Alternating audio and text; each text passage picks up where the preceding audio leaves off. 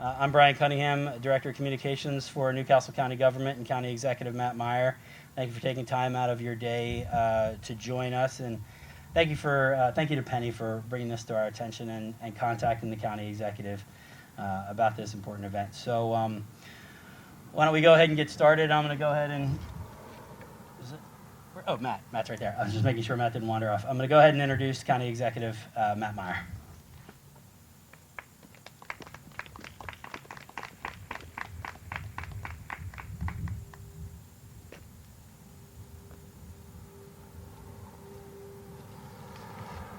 Good morning. Good morning. I want to make sure we have a small enough group so we can introduce everyone, or close to everyone. My name is Matt Meyer. I'm the county executive. I appreciate everyone coming here today. I think I first learned about it from Penny Rogers. So I want to make sure Penny from Face the Facts was introduced. You have a chance to speak in a moment about your son, Vincente. And I know there are a lot of people here who have been deeply personally impacted by overdose and by the disease of addiction. And we're here today to talk a little bit about that, to educate the community, and to talk about how we can move forward as a community. Leslie Shelton is here, I think. Leslie, thank you for being here. Mike and Nicole McCarter. Good. Don't be shy. This is what I have to do every day. Say, yeah, I'm Matt. Babita Jagnanaran. Thank you, Babita. Sorry for Jagnanan. Babita. All right. Good. Thank you. Joe Hemphill. Thank you, Joe, for being here. Dominica Persanti. Aaron Goldner. Thank you, Aaron, for being here from Hope Street. Karen Feely, also from Face the Facts. Thank you, Karen, for being here. Gianna and Adriano Tamborelli. Yeah, right here. Good. Thank you for being here. It's a great dress you got on. Cool. You're the best dressed. You get the best dressed order. Dawn Sheehan from Hope on Deck. Thank you for being here. Dawn. Doug Sauter from Attack Addiction. Is Doug here? Anyone from Attack Addiction?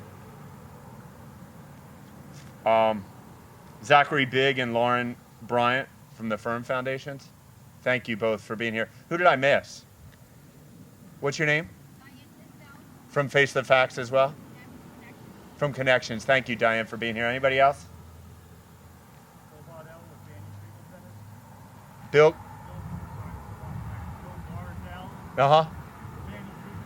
With Banyan Treatment Center. Go Pats, go Celtics. Thank you. Red Sox. Yeah. Thanks for being here. Listen, we're here to I like to joke, but we're here to talk about a really serious issue. And that's the issue of overdose and addiction. And I recognize that for so many of you here, it's something that has deeply impacted your life. I mean, it really, we would say, if you heard me 6 months ago, I would say this is the epidemic of our time. Now it's really, with what's happened the last 6 months, it's a pandemic.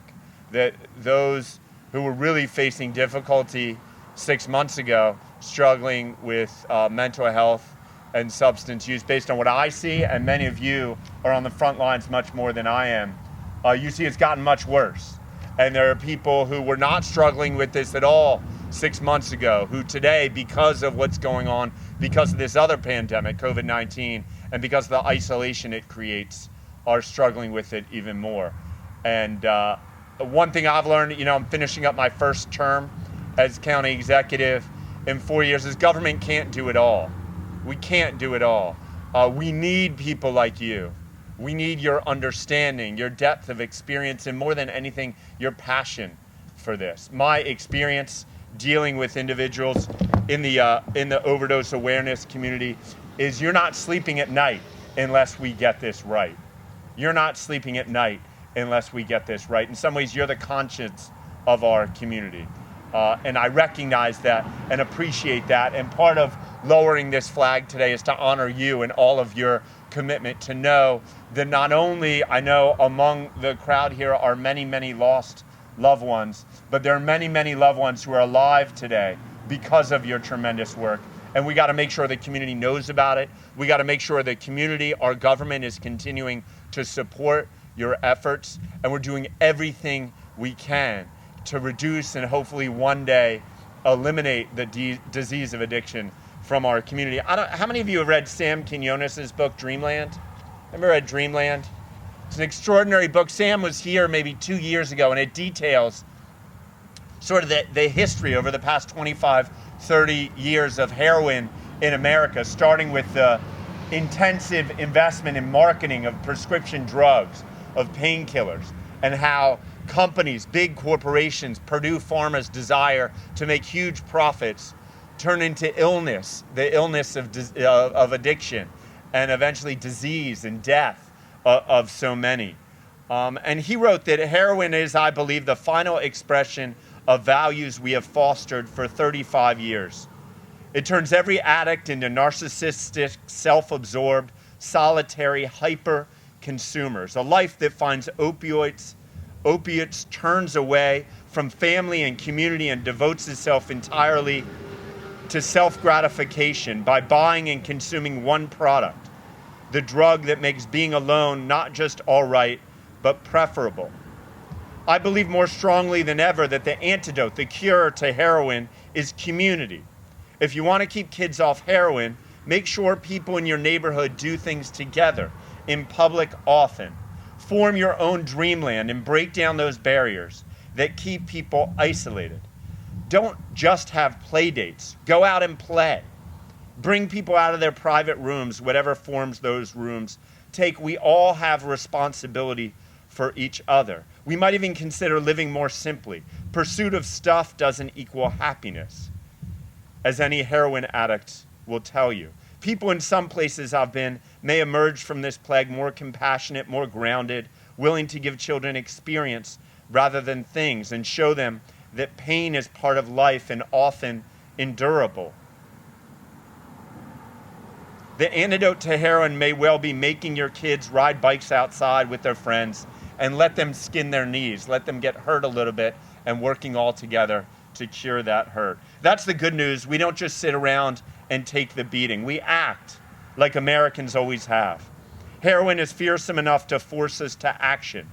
What it does to users, their families, and their neighborhoods is so harrowing that heroin reminds those who live through it of the ties that bind them to others, producing in some places the opposite of the isolation that produces in users. We have programs available to the public. We have our heroin help program run by Dan Moss. We have people here to help. If there's anyone in your community or anyone watching today who needs help, please go to helpishere.de or contact our Heal Help program. Thank you. Without further ado, I want to introduce to you Penny Rogers from Face the Facts.